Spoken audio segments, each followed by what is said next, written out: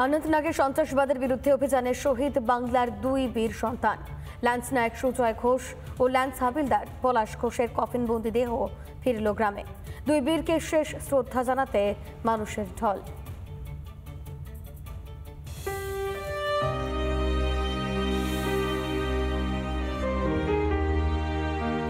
অভিযানে গিয়ে শহীদ হলেন বীরভূমের বীর সন্তান ল্যান্স নায়ক সুজয় ঘোষ।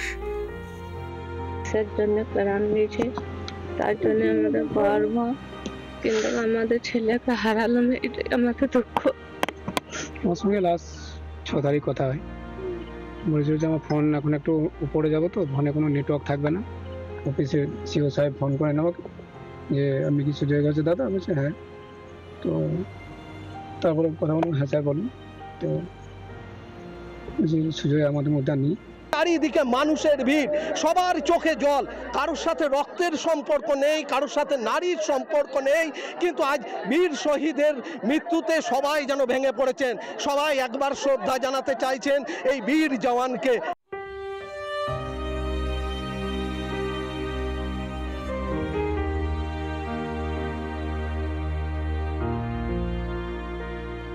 আমরা মনে করি এই ধরনের বীরের মৃত্যু হয় না, এবং আমরা যতদিন এই ভারতবর্ষ থাকবে, পৃথিবী থাকবে, এর নাম স্বর্ণ অক্ষরে লেখা থাকবে।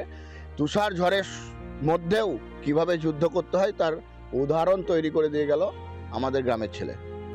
আমাদেরকে রক্ষা করতে গিয়ে সে তার নিজের জীবনের বলিদান দিয়েছে।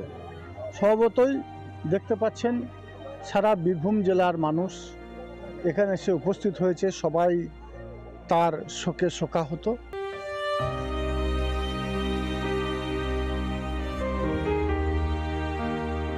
সন্ত্রাস বিরোধী অভিযানে শহীদ হয়েছেন মুর্শিদাবাদের হরিহরপাড়ার ল্যান্স নায়ক হাবিলদার পলাশ ঘোষ। কাশ্মীরে নিহত শহীদ জওয়ান পলাশ ঘোষের দেহ এলো হরিহরপাড়ায়, একেবারে কনভয় করে তাকে নিয়ে আসা হয়েছে, এবং প্রচুর মানুষ তারা কিন্তু এই মুহূর্তে ভিড় জমিয়েছেন এখানে।